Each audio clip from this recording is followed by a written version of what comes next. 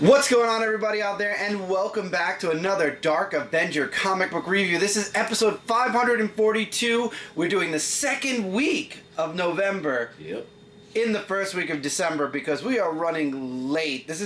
Books in this review were released on November 12th, 2025, except for one thing which is special that came out the first week of November. We're going to cover that when we get to the end of the Independence. However, if you can't tell by the sound of my voice and by the sound of Mike's voice when he starts talking, right after episode 541, we got sick. Him first, followed by me. That's why the review we did just went up as far as this recording goes yesterday. That was recorded a week ago. We got sick. Everything came to a screeching halt. We are now officially back, and we are 3 weeks behind because we were, like I said, in the first week of December. So we're going to get through these books as quick as we can, get through the week after that's books, and hopefully cover the last week of November to get to this week's book.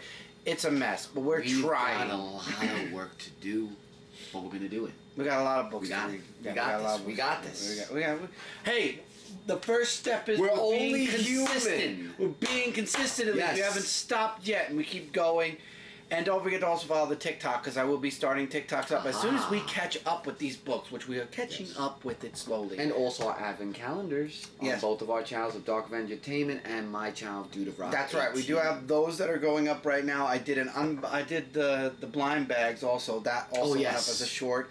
So you have that to look forward to on this channel. And like I said, once we can try to catch up a little bit, I'm going to do my haul video for the month, and we are going to be starting in the new year some new stuff. Season's giving. We're giving a lot of things for this month. That's right. Tis the season. All right. Books. Let's go. TMNT Godzilla issue number 1. Big crossover. Godzilla is super popular right now. It was just announced he's getting another crossover with Marvel. He's doing a crossover with DC. They're doing King Kong Godzilla crossing over with Justice League Volume 2. And now we've got Godzilla crossing over with the Turtles. This is an excellent first issue. It connects to the past a bit, where it's before the Turtles, when it was Hamato Yoshi and Shredder, before they became before Splinter and Shredder, before the Turtles and everything, and it connects to how there used to be kaijus and how the kaijus attacked and what the attacks meant. And then we jump into present day, and Godzilla's back in Japan, and the Turtles are learning this whole backstory from Splinter now. And then another kaiju attacks New York City. Mm-hmm. Excellent artwork. Again, I love the Godzilla crossovers. I'm looking forward to the next crossover with Marvel. I'll be covering that one since it'll be starting from issue 1. But Godzilla's super popular in the comic books right now. Between the ongoing series in IDW, the 2 spin-off series that have spun out of the Godzilla ongoing, and then the crossovers between other independent books, DC and Marvel. I mean, Godzilla fans right now, this is a peak. We are at the peak of Godzilla, so if you're a fan, you'll be checking out this book. I was very happy with issue number 1. I'm looking forward to issue number 2. And now here we go. First book that I'll be dropping, Godzilla Escape the Deadzone issue 4. Dropping? I just can't. Not a fan of the artwork. Story really, it is in the Godzilla universe. It is. I'm just not interested enough. I got halfway through and I'm like, okay, I get it. I understand the characters. It's not my art style. It's not my type of book. I'm going to be honest, the way things are going, I see myself sticking with Godzilla and not the side books. Because they're fun. Maybe they would have been better as miniseries, but as ongoings, I just can't. I can't. But the main Godzilla book is still doing very well. I just could not get into this book. Maybe somebody else can. I'm not. Alright, so this one caught my eye, and it's from our good friends from Zenesco. Yes. And the book that I decided to check out reading is King Dracula, issue number 1. And what this story talks about is all about the origin of Dracula, but before that it goes... No, I'm looking who wrote it. Oh, yeah. So it goes into the story about Clarissa who wants to join one of the people who are like one of them, And then, of course, the vampire slayers come in and attack them, and then the new lady who comes in is the new person who takes over the throne of the person who is in charge of them. But when we go into Dracula's story, it is like really... It's kind of a little bit like a sad story, but it's also about how he's in the sewers and how he works his way up to become what he is.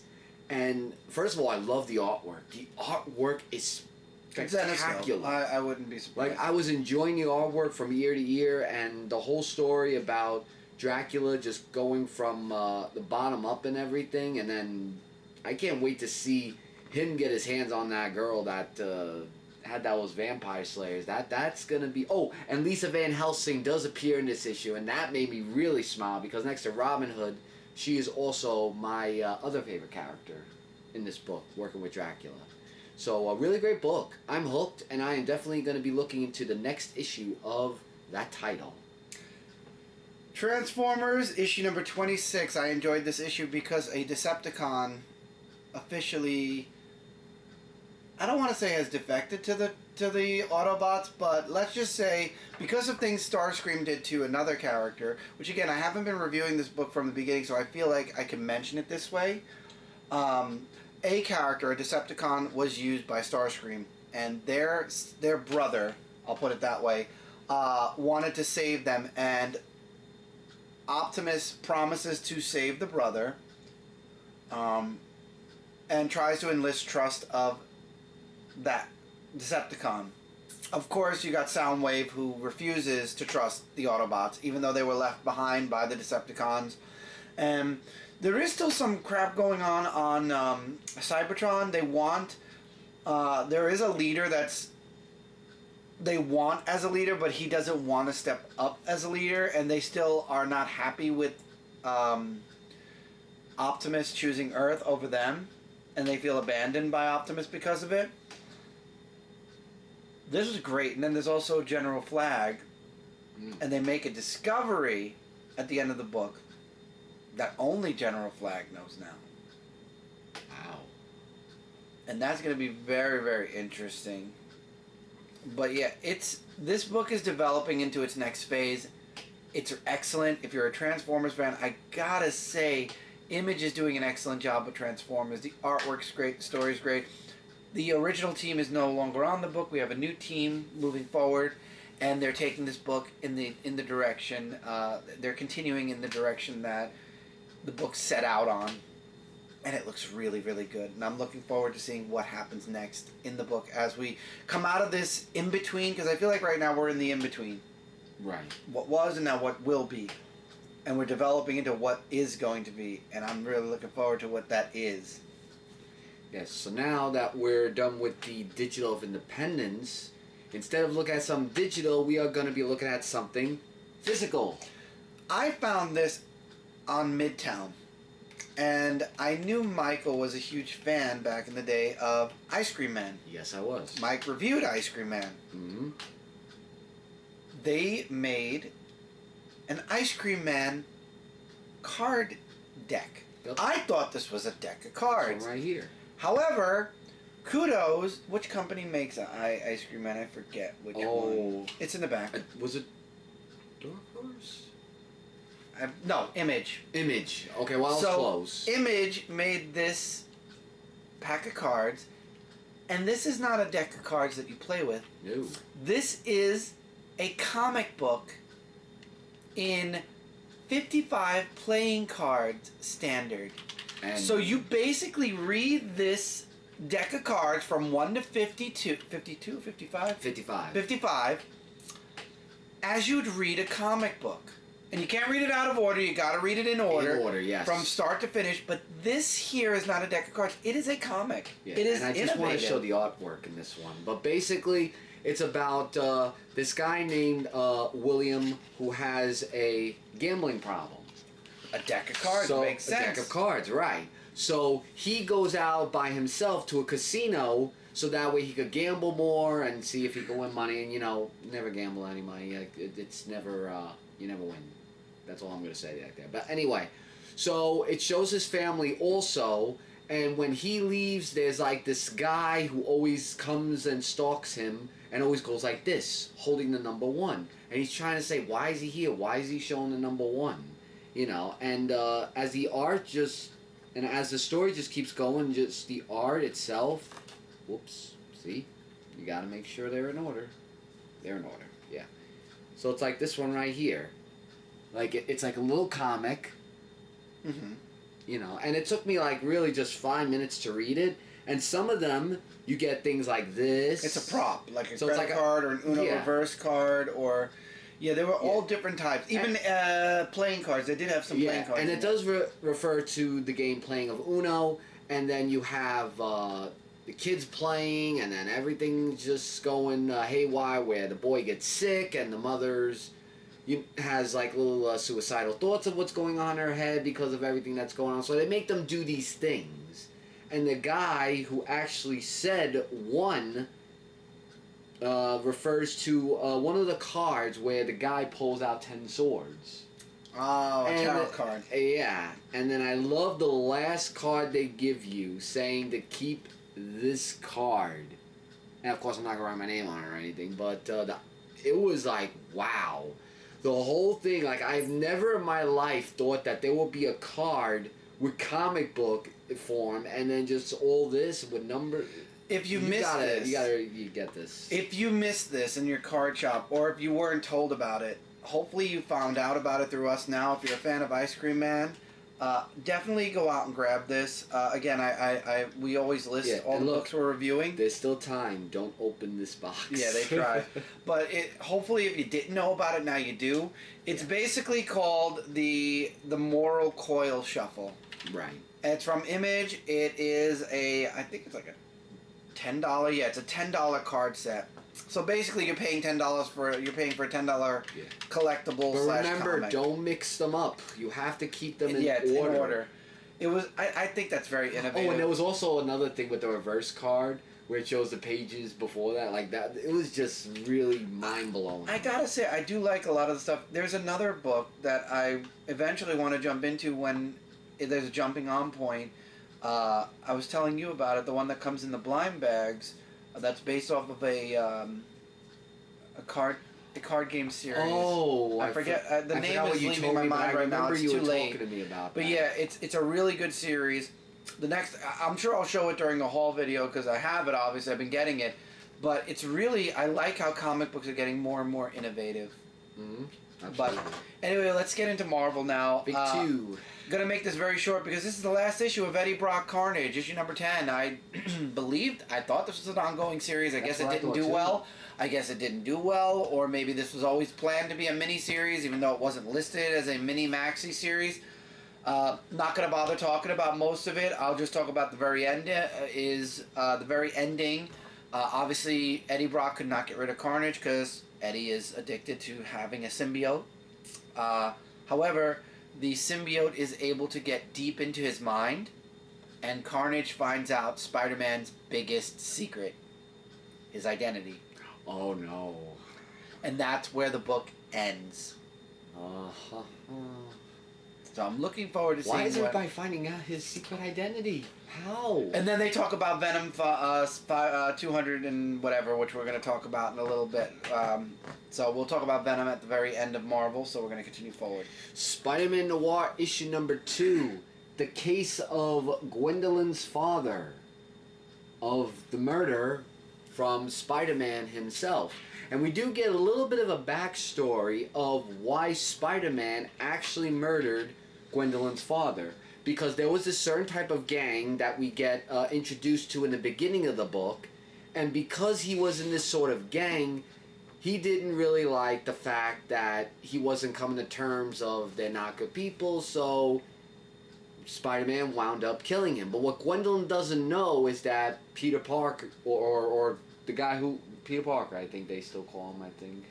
I don't know. I've never really read it. I think. Well, anyway, he has a talk with Mary Jane and then saying that, I don't know if I should tell her or not that I'm Spider-Man, because then if he tells her that Spider-Man killed her father, then there's going to be a little bit of a friction going on. And because he's a lawyer, there's like a whole big thing that's involved in this. But It's really, really amazing how he's just keeping, his identity. Speaking of identities and everything else, really great book. Definitely gonna see how this will continue on with how he'll tell Gwendolyn about the case of that. Speaking of Venom, Venom 251, here we are. It's not the end of Marvel that I put it on. I put it right here. Mary Jane, Venom, working together, chasing after, I forget what this villain is. This is one of the first books I read. Doc Ock is looking to eliminate or get involved in what's going on in the Venom book right now, and is working. And you have also Luke Cage, who guest stars in this book. So the big spider costume, which by now, obviously this took place all the way at the, almost second week of November. We all know what's going on now. I mean, the next Venom issue is already, I think it actually came out this week. I think it actually came out today, funny enough. But we get to see the new costume, the new Venom suit, at the very end of this book, and it's it's actually something that Gwen, see, because you were talking about Gwen, Mary Jane and Venom come up with. Because Doc Ock is trying to figure out who Venom is, so they switch into the costume that looks like Spier-Man to replicate Spider-Man. And that's where the book leaves off. We'll take over again when 252. We're trying to catch up. So, excellent issue. This is the birth of the new costume, so we don't have the black and gold for now. We'll see. Once Eddie Brock gets the costume back, it's going to go right back to the black and white. Well, that goes without saying. Yeah. The Amazing Spider-Man Torn, issue number 2. From last issue, the that woman, I can't remember her name for the life of me, changed into this... Names are hard to remember right now. And we turned to this hideous monster because of that book. So now she goes to the professor and asks him to help her of saying, like, how could I change back into a human? And he needs the book. So Spider-Man goes to the professor and asks about the whole thing about the book, and we get more of an insight about her, and I believe her husband or friend, whatever, Tom, his name was part of all this of what was going on. And I love, and this is what some people are going to love, I love the whole Spider-Man and Mary Jane moment when they were together, where Mary Jane's feeling like, with being with you as Spider-Man, Peter Parker, I don't know if you really love me, or how, if you touch me, it's going to be real, if you kiss me, it's going to be real. And then there's a picture where they kiss each other, and that right there was my favorite picture. And I know that there are some people who will be happy to see that picture, but beside the point, we go into now where she tries to look for this book and finds that Peter Parker has the book. And because she knows that he has the book, he changes into Spider-Man, and they were just about to fight. And that's where we leave off to be continued. Always the juicy part of that, just the fight I wanted to see, and it's to be continued into the next issue. But a really awesome story. I would definitely say check it out. The artwork is great as always, no doubt. Mm-hmm. Star Wars issue number 7. It's amazing that Star Wars, it's been 10 years. 10 years that Star Wars has been part of Marvel Comics now. We covered the first 5, then we went on break, and now we're back as we get to 5 years afterwards. And this issue, again, I haven't read Star Wars in a while, so there's a character that meets up with Luke. Luke thought they were dead. They never thought they'd see Luke again. And Luke ends up teaming up with them. They try to stop a war that's coming to their planet, I believe. Again, this is Star Wars. Be ready for politics. Be ready for space sci-fi craziness. It was a lot of fun. Again, this takes place after Return of the Jedi. So you have Luke, who is representing the Jedis now. The Last Jedi, currently at least. We all know he's going to open up a school. Things go south. We don't want to talk about the follow-up trilogy. But they end up convincing the person who was going to lead the war to not have the war. However, there's somebody else behind the scenes, and the woman knew the moment she said she wasn't going to support it, she was going to be dead. That's exactly what happened by the end of this issue, and that person took over for them. Mm-hmm. It's going to be interesting to see what happens next. Star Wars is an interesting book. Again, if you're a fan of the series, you'll be liking it. I'm kind of like I love Star Wars, but not like super in depth. We'll see where we go with the book. Iron and Frost, issue number 2, which is connected to X-Men Age of Revelation. Revelation. Oh, Revelation. Oh. Yeah, and very soon, as February comes in, all the X-Men books will be coming back with their old numbers. You know, because right now they're on pause for a little bit. But yeah, it's going to be interesting to see the fallout. Yeah, so in this issue, we still get Tony Stark, who is still going through this certain mind control that he has, which is why he's not acting as himself in this issue. So we get a little bit of a backstory about that. War Machine actually appears in this issue along with his daughter, because his daughter appeared first to help out with the whole thing of how to help out with Iron Man, along with what's going on with everything else that's happening. So it's just like a whole big, very involved story, but I'm just going to give the long and short of it. War Machine is kind of losing power to himself. And at the end of the issue, there's something that I thought would not see coming that actually happened. The person behind the mind control of Tony Stark winds up killing War Machine with his tri-beam. Very graphic, but wow. Lots of answers are in this issue. So if you're looking into... Yeah, because the next issue is the third one. Yes, so if you're looking into more about why he's acting this way and everything else that's in this comic book, definitely read this comic book. As well as seeing what the last issue is going to be about, because I'm going to read it. Ultimate Wolverine issue number 11, the true X-Men book in my opinion, because this follows a lot of the X-Men we know. Last issue was left off where Wolverine basically told Colossus, "Come find me. You know, if you want to take the fight, come at me." And the problem is he does in this issue. Long story short, he tracks down Wolverine and his people, and Sabretooth tries to warn Wolverine, but it's already too late. He attempts to try to stop the attack. I don't want to say what it is completely, but a little bit of a spoiler here. He ends up failing in the end, and it causes mass casualties. This is pushing... This, again, all this stuff is starting to push towards Ultimate Endgame, because it's been 2 years. This is all what... Or it's been a year, I think, or two. Has it been 2? I don't know, because we haven't been reviewing books for a while, but basically this is leading to the point where all that's... what is his name? I had it in the middle of my head, and then I lost it. Ultimate Reed Richards, who turned evil, was locked away. He's going to be freed soon, and it's going to be up to the Ultimates and everybody in the Ultimate Universe. The Maker. Thank you, the Maker. So the Maker's about to be freed, and we're about to go into this big event, this Endgame event, and it's going to be interesting to see what happens, because things aren't exactly the way they were originally in the Ultimate Universe. So now we're going to see if after they fight the Maker, if things go, they rewind time and fix what the Maker undid, or this is just the new Ultimate Universe, and it's kind of like the way Absolute is for DC Comics. Uh-huh. Ultimate Wolverine, though, is an excellent book. Speaking of DC Comics, let's slide over to DC Comics. Action Comics 1092, correct? Yeah, 1092. Almost there. Superboy! Doing his thing in Smallville. Everybody loves Superboy, but Superboy ends up helping out in other places. And one of the places he ends up, as you saw on the cover, was Metropolis. And he tries to help this old lady who ends up having a heart attack because she's blind and doesn't realize that Superman's helping her. And he gets basically shunned out of Metropolis.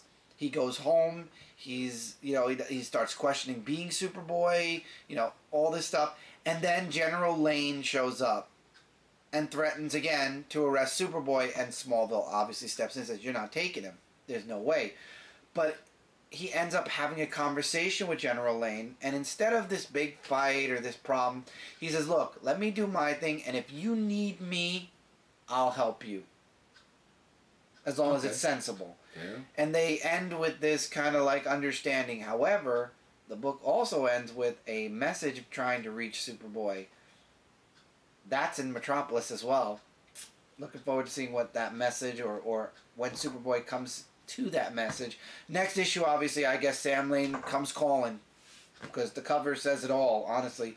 So I guess his first deal with General Lane, or his first mission with General Lane, happens in the next issue. I like this tale to Superman before he was Superman as Superboy. I'm glad we finally have that back. I know the fight between DC and the Siegel-Schuster family, it's a tale as old as time. It's a tale literally that is almost as old as Superman, because ever since Siegel and Schuster died and their family took over, they've made it almost like a living hell for DC to do anything with Superman.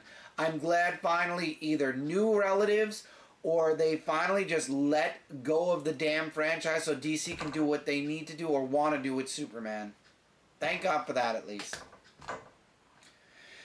Batman Gotham by Gaslight, A League for Justice. This is issue number 5. Zod is down and out, and now they have to find a way to imprison him, so they go to Themyscira. And they don't get the warmest of welcomes, especially Wonder Woman. There's some messed up stuff with Wonder Woman and her mother, and I'm not going to even unpack that when it comes to this issue. But I like how Superman's questioning himself because Zod is from his world, and it's a lot of the Justice League kind of dealing with, you know, the fallout of Zod. But then the book ends, and it's kind of a little silly because we're dealing with KO right now, which involves Darkseid, but the book ends with Darkseid being teased in the Gaslight universe now, and it's like, let's not overuse Darkseid here, but I guess it's a miniseries, okay, but we'll see where the next issue goes. Now, this is Batman Hush 2. This is issue number 162, but the legacy number is 927. So this is Batman before the number 1, 2, and 3 that we've already talked about on this channel. This is a follow-up, Jeff Loeb, Jim Lee doing the artwork. This is like the sequel to Hush that Jeff Loeb and Jim Lee did back in the day. I want to like it. I'm very lost because I haven't been reading right along. But I just know that people are teaming up, like villains and heroes are teaming up with one another. Batman's fighting his family over chasing this new Hush. Batgirl tries to tell Batman to stand down. He doesn't listen. So does Nightwing. Batman doesn't listen. It's a mix mash, and it just looks like everyone's trying to stop Batman, and Batman's fighting everyone to try to fight Hush. And it's like, it's a little foggy, to say the least. Or they're just being stubborn by saying, no, I'm going to do it, and that's it. I'm a fan of Jeff Loeb's writing. I love Jim Lee's art. If you buy this for anything else, buy it for the art. Seeing Jim Lee drawing the Bat family is amazing. I like Jim Lee's art. Muddy. That's the word I'm looking for. It's a bit muddy, the story. In the 90s, this would have been excellent, possibly. Nowadays, especially with everything that's going on in DC already, Hush 2, I don't want to say it's falling flat. I like the book. I don't know if everyone else is going to like it. It's one of those things where I can say, I'm enjoying reading it. I'm a little lost to why Batman's fighting everyone and where all these random team-ups are happening. But I am enjoying it. And I did like the Catwoman trying to say, hey, listen, I don't want to fight you. I just want to talk. The rest of them want to fight you, and the rest of them do end up fighting him. But she tries to talk some sense in him, and it's just not working. Well, that's one person that can try to talk sense at least. Green Lantern Corps, issue number 10. The Lanterns are all on Oa now. Jon Stewart's ready to retire. And I feel like I'm Jon Stewart here because I haven't read this in a while, since it started. So Jon Stewart arrives on Oa. And now all the new Lanterns over the past couple of years are being trained because that's what the old Lantern Corps used to do when you got your ring. So you got new lanterns being trained. Jon Stewart shows up and goes, why are all the lanterns here? Why are all the different corps here? Every single corps is here. There's giant council meetings between all the lantern corps. And then there's an escape. And Jon decides, fine, one more time, I'll put the ring on. He gets a new suit. I don't want to say who escapes, but 2 people end up escaping. And Jon's the one that kind of talks that person down because it's somebody that Jon dated in the past. I might have already spoiled who it is now. But he offers her a second chance. Because apparently the Guardians are gone. So this is now it's all being run by, well, the Guardians are around. I think they're doing something else, but it's all being run right now. I was about to say, you can't get rid of the Guardians. It's being run by lanterns. Yeah. All the heads. So there's a twist at the end that's going to lead into the next issue. I like seeing all the lanterns. I like seeing what everyone all is doing now. It's an excellent book. If you're a Green Lantern fan, you're going to love Core. I can't wait to get into Green Lantern. I know it's getting into KO soon, I believe. I think. I'm almost positive. But I will say I do like the idea of all the cores in one place. All the batteries, all the power batteries for all the different cores are on Oa. And there's a part where Larfleeze owns this little island, and it's so freaking funny because they end up crash landing on there, and he's like, "This is my island. Get off." I said, "Nobody comes on here." It's like, I like it. I actually really like this, the idea behind this. So I'm looking forward to the next issue. Really, really good. Superman, the Kryptonite Spectrum. This is book number... This is Black Label. This is book 4. Superman is in the 5th dimension. And they have to save it from this little boy who somehow made it or snuck his way into the 5th dimension and tries to make everything normal. So Mxyzptlk uses Superman to try to get some help. And I love the 5th wall breaking. I love everything about this book. It was fun. Lex Luthor creates this Kryptonite clone of himself, and that's how the whole book's going to end in the next issue, is Superman fighting this Kryptonite man that is Lex Luthor. Again, we're at the very end of the miniseries. If you're a Superman fan, you'll be reading it. If you're not, you won't. I like the artwork. I liked all the different Kryptonites. I believe I've read every issue except the first one, which I went back and read when we started doing these reviews. Definitely something to check out if you like Superman. If you don't, it's not something you're going to be reading. And the last book for this week, and the only DCKO tie-in, that is Aquaman, issue number 11. And this is the first time I'm ever going to say I actually enjoyed reading an Aquaman book. The art was good. This takes place before KO number 1. Remember that. This takes place before the first issue of DCKO. We find parademons underwater creating these volcanic... they're slowly trying to turn the world into Apocalypse. So, apparently, somewhere along the lines, Aquaman became the Avatar of the Blue, by the way. Uh-huh. By the way, if you didn't know, Aquaman is now the Avatar of the Blue. Swamp Thing is the green. Arcane is the black. Or the rot. No, Arcane is the rot. Animal Man is the red. Oh, right, I forgot Animal Man. And now Aquaman is the blue. We're missing a lot of other colors now. Listen. Yellow. He is the man of the sea, and he has all these new powers. He's all powerful, and he shows off his power. And we get to see his daughter who's older, and he has another child who's a baby. But anyway, they end up stopping the parademons. Long story short, it was an excellent action-packed issue. And now he's going to the Justice League Tower, and this leads into issue number 1, but he figures out that the parademons were trying to make furnaces that are going to drag all the lava up and make the fire pits just like on Apocalypse, and he stops it. So now it's up to Aquaman to join. He joins forces with the Justice League. We all know this is going for DCKO. I did not expect to like this issue. I did.